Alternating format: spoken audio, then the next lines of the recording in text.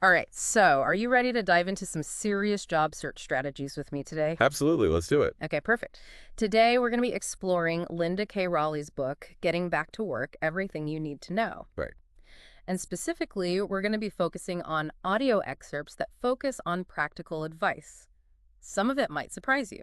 Yes. Yes. Yeah, think of this deep dive as your secret weapon in a way, Uh-huh. arming you with those unexpected insights, those kind of insider tips that can make all the difference when you're on the job hunt.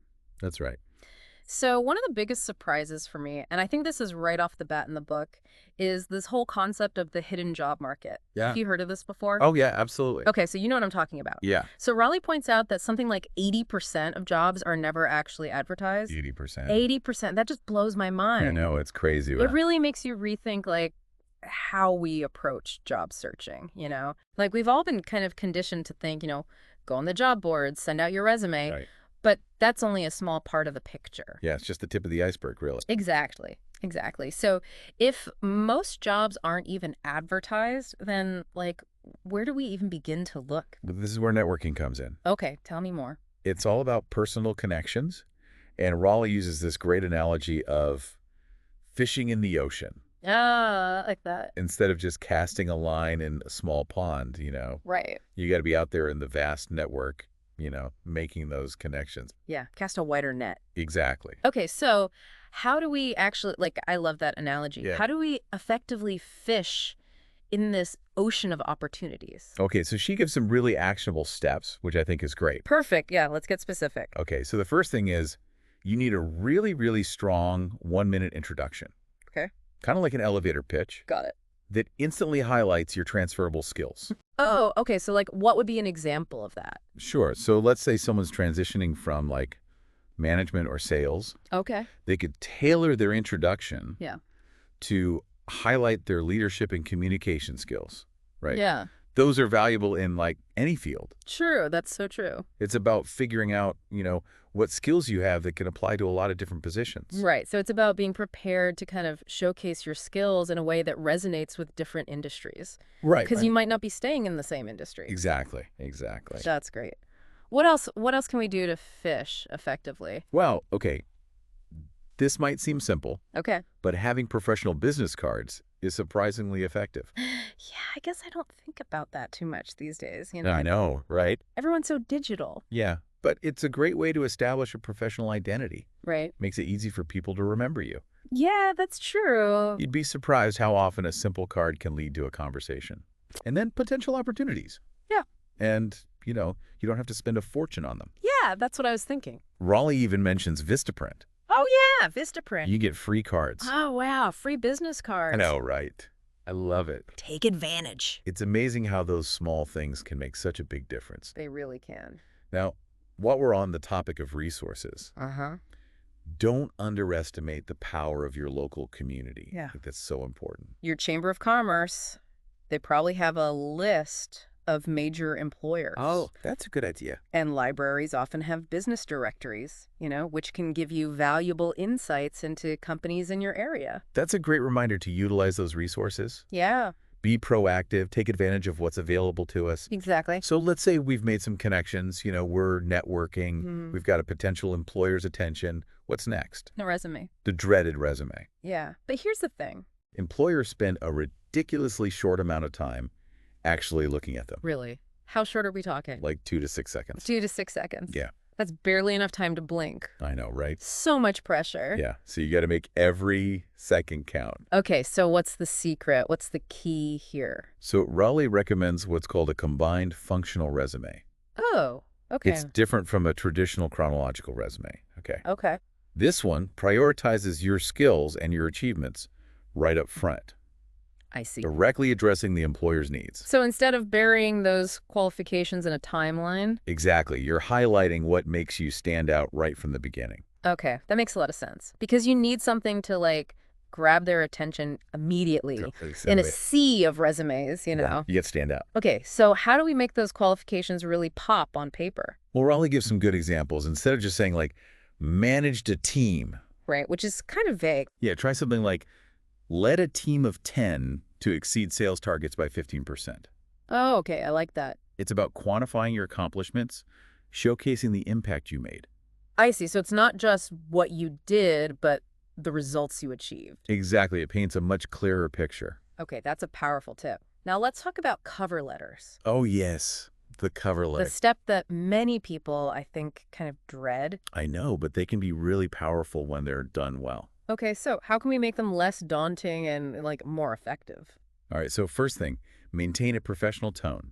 Okay. Use a third-person writing style. Oh, that's interesting. Instead of saying, like, I did this or I achieved that, Mm. focus on presenting your achievements and skills objectively. Oh, okay, so it's not a personal essay, it's more of a presentation. Right, it's a targeted presentation of your qualification. Got it, okay. But how do we avoid sounding generic? I feel like a lot of cover letters end up sounding the same. Personalization is key. Okay, yeah, that makes sense. Raleigh really stresses this. You've got to try to find the hiring manager's name.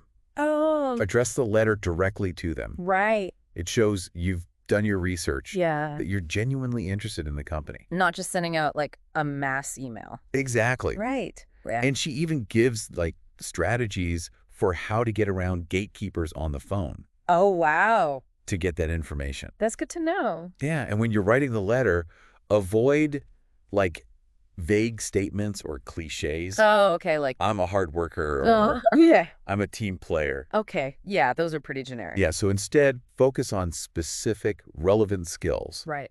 that directly address the job description. Okay. Show them you understand their needs and how you can fulfill them. So it's all about being targeted and tailoring your message to that opportunity. Exactly. Okay, I'm starting to see a pattern here. It's all about being specific and targeted, You got it. not just throwing everything at the wall and seeing what sticks. Nope, that doesn't work.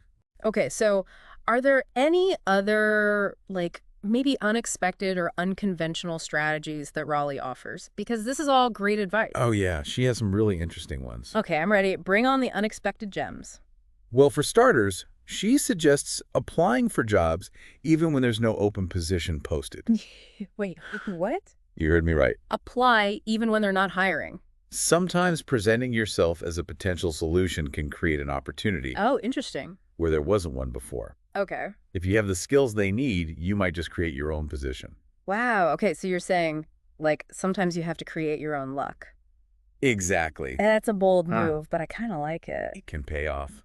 What other unexpected strategies does she suggest? She also highlights the power of small businesses. Small businesses. You might be surprised to learn that they actually generate something like 70% of new jobs. 70%. Yeah. That's incredible. I know, right?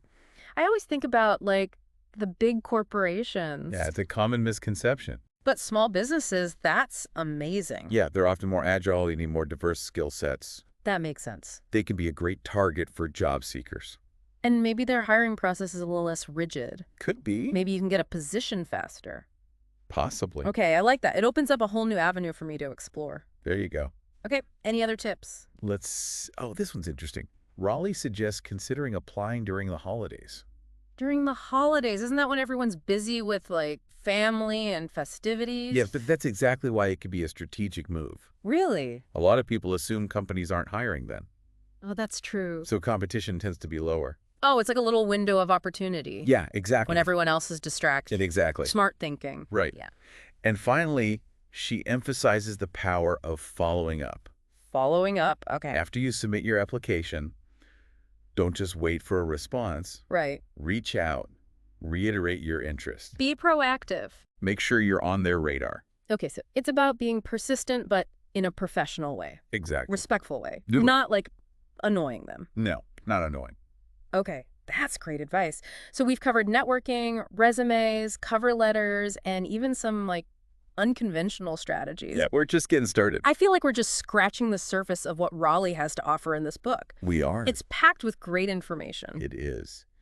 And in the next part of our deep dive, we'll explore some fascinating insights into international job searches Oh, okay.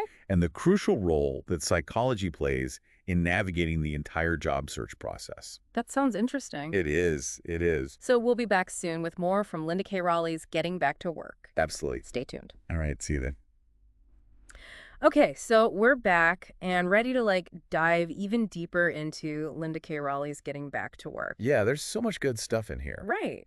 In the last part, we talked about all those unconventional strategies for, navigating the hidden job market. Right, thinking outside the box. Exactly, exactly. But now I'm curious about like international job searches, Oh, yeah. because it feels like a whole other world out there. It is. It really is. And Raleigh actually goes into some of the nuances of European job applications. Okay. And there are some fascinating differences compared to what we're used to here. Oh, really? Like what? Well, for instance, in some European countries, handwritten resumes are still a common practice. Handwritten resumes. Wow. I know, right? That's so interesting. I can see how it would be perceived as like more personal, Yeah, showing definitely. attention to detail, Right. but also a lot of pressure to get it perfect. Oh, yeah, for sure. No typos allowed. Right. No whiteout. It speaks to a different cultural emphasis, I think, Oh, absolutely. like tradition and formality. Yeah. It's interesting. And another difference that really highlights is the focus on teamwork Oh, and collaboration in European applications. okay. They tend to prioritize how you fit into the team dynamic Mm. rather than just emphasizing like your individual achievements. Oh, that's a really interesting contrast because I feel like here in the US, we're so focused on showcasing like Yeah. ourselves as high achievers, This scar. Yeah, like solo stars almost. Yeah. It makes you wonder how those different values, like cultural values, Yeah. influence the work environment too. Oh, absolutely. It shapes the whole culture. Yeah, that's a good point. Okay, so any other surprises about like international job searches? Oh, yeah. This one's a big one. Okay, I'm ready. So in some European countries, and even in New Zealand, you might be required to start a business Wait, what as part of the application process. sort of business to get a job? Yeah, it's like a mini entrepreneurship challenge. That is intense. I know, right? Okay, so what does that typically entail? Well, you'd need to present a detailed business plan Okay. that shows, financial viability, showcases your relevant experience, and highlights the economic benefits your business would bring. So they're really looking at like what you can contribute. Exactly. It's a different way of evaluating candidates. Wow. Okay, I'm taking notes. It's pretty fascinating, isn't it? It is. It's like a whole other level. Yeah. Okay, so if anyone's listening who's, interested in exploring international job opportunities, Raleigh recommends checking out this website, www.overseasjob.com, Yeah, that's a good resource. for more resources and guidance. It's a great starting point. Okay, perfect. So we've talked about like practical strategies, Yeah. networking, resumes, cover letters, Uh. but I think it's important to acknowledge that the job search is a very emotional process. Oh, It absolutely. can be so up and down. Yeah, a real roller coaster. Rejections, self-doubt, like all of that. It can really take a toll on you. So what does Rolie have to say about the psychological aspects of all of this? Well, she dedicates a significant part of her book to the mental tools you need to navigate this journey. Okay, good. She really emphasizes the importance of confidence, persistence, and resilience, Yeah. especially when you're facing challenges.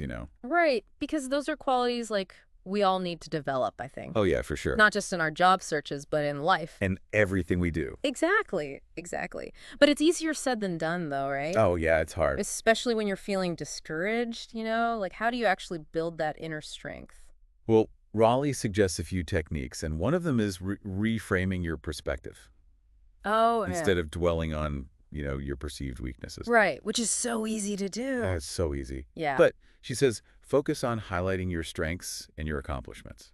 Okay, so shift that internal dialogue, basically. Exactly. From negative to positive. Right, and recognize the value that you bring. Yeah, because you have value. You do. Everyone does. Everyone has something to offer. So it's about recognizing our own worth and not letting those rejections define us, because rejection is part of the process. It's inevitable you're going to get rejected. Right, so don't take it personal. Don't take it personally. It's not about you. Okay, good advice. What else can we do to kind of boost our confidence during this process? Well, Raleigh also talks about the power of visualization. Oh, interesting. Imagine yourself succeeding, Okay. acing that interview, landing that dream job. Okay. The more you visualize yourself achieving those goals, the more likely you are to actually take the actions needed to make them happen. Oh, that's interesting. So it's like a mental rehearsal almost. Yeah, exactly. Training your mind for success. Okay, I like that.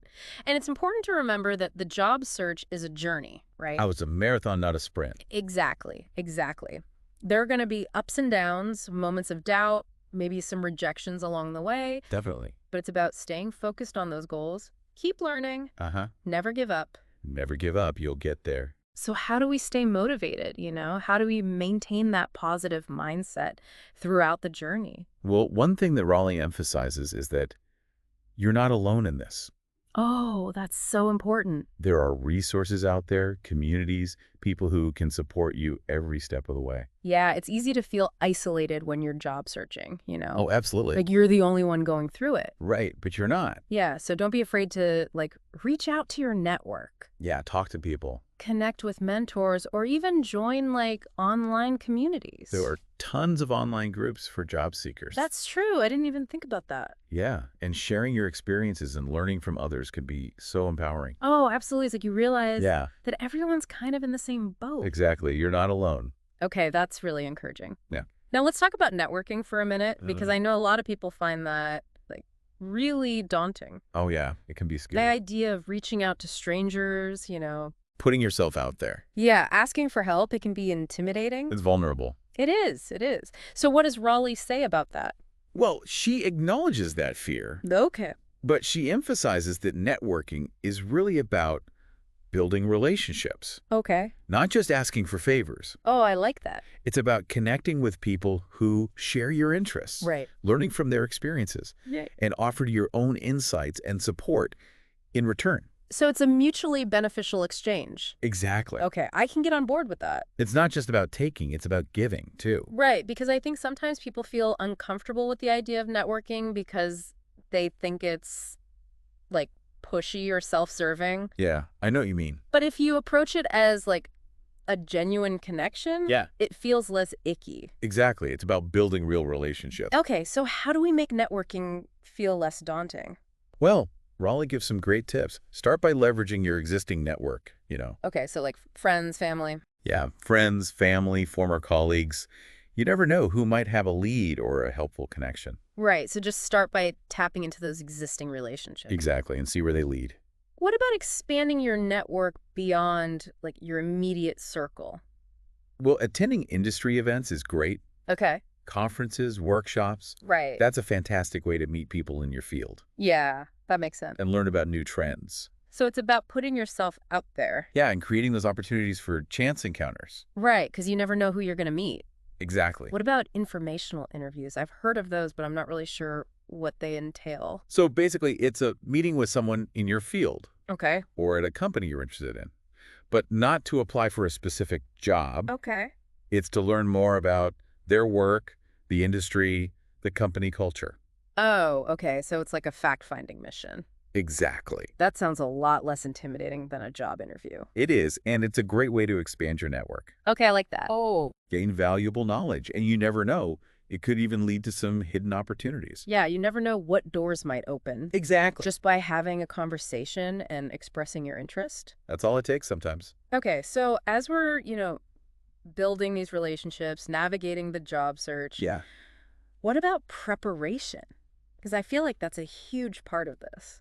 It is. Raleigh really stresses that being prepared can make all the difference in your confidence Right. and your ability to present yourself effectively. Makes sense. So what are some specific areas we should focus on? Well, first and foremost, research the companies and industries you're interested in.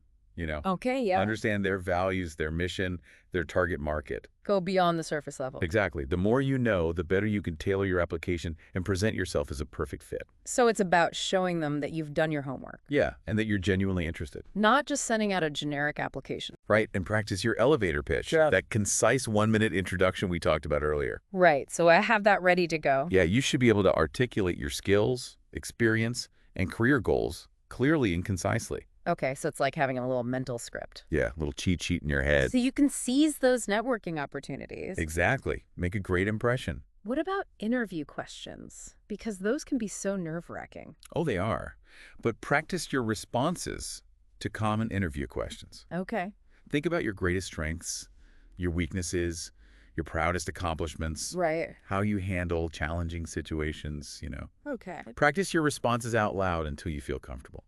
So it's not about memorizing a script, No. but it's about having those key points. Yeah, having those bullet points and examples ready to go. I see. That makes sense. And don't forget about the practical details. Okay, like what? Plan your outfit, print extra copies of your resume, map out the route to the interview location, arrive early. Oh, all the Yeah, logistics. all So legit. you can eliminate those potential stressors. Exactly. It'll help you feel more calm and collected. Makes sense. Okay. Anything else? Oh, one last tip. After the interview, send a thank you note. Oh, yeah, a thank you note. That's a good one. It's a simple gesture that shows your appreciation and keeps you top of mind. It's like the follow-up. Yeah, it's all about follow through. Reinforce that positive impression. Exactly. Okay, I love all of this advice. So basically, the job search is a multifaceted process.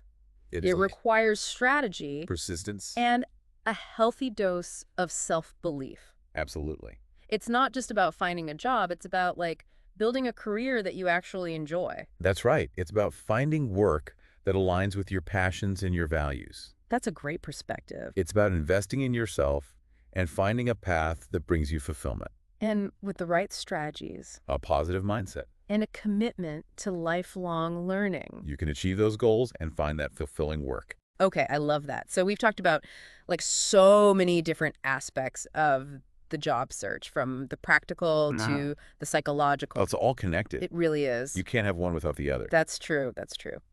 So what's next for us in our exploration of Linda K. Raleigh's Getting Back to Work? Well, in the final part of our deep dive, we're going to explore some really fascinating stuff about creating a personal brand Oh, okay. and standing out in a crowded job market. That sounds interesting. It is. It is. Okay, so stay tuned. We'll be right back. We'll be right back with more. All right, we're back for the final part of our deep dive into Linda K. Raleigh's Getting Back to Work. We've covered so much, from those networking secrets to the surprising power of small witnesses. Yeah, it's been a really insightful journey. It has. It really has. And, as we wrap up, I'm just curious, what was the most surprising takeaway for you? What really stuck with you from all of Raleigh's advice? That's a good question. I think for me, it was the emphasis on personal branding.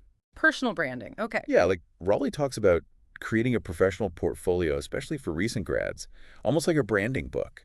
A branding book. Okay, I've never heard of that before. What does that even look like? Well, it goes beyond just, the traditional resume and cover letter. Okay. It's more like a curated collection of your work, samples, projects, testimonials, maybe even volunteer experiences, Okay. all packaged together to really showcase your unique skills and personality. So it's more about showing rather than telling. Exactly. It's like, don't just tell employers who you are, show them. Okay, I like that. Give them tangible evidence of your abilities. It's like taking ownership of your story, right? Exactly. Presenting yourself in a way that truly reflects your value. It shows initiative, creativity, a real commitment to your career. Wow, I love that idea. It makes you stand out in such a crowded job market. Right. It's all about differentiation. It really is. Okay, so as we wrap up this deep dive, it's been so insightful. I think, the biggest takeaway for me is that the job search, it's not just about finding a job. It's about building a career that you're passionate about. Exactly. It's about finding something that aligns with your values, your goals, and your dreams. And with the right strategies, a positive mindset, and a commitment to learning and growing, we can achieve those goals, Absolutely. We can find fulfilling work. We can. Well, there you have it, folks. Another deep dive complete. Another one down. That was Linda K. Raleigh's Getting Back to Work, Everything You Need to Know. Packed with great advice. It is. I hope you found it as insightful as we did. I hope so, too. There's so many gems in there. So many, so many. All right, we'll be back soon with another deep dive into a topic that matters to you. Until then, happy job hunting, everyone. Best of luck out there.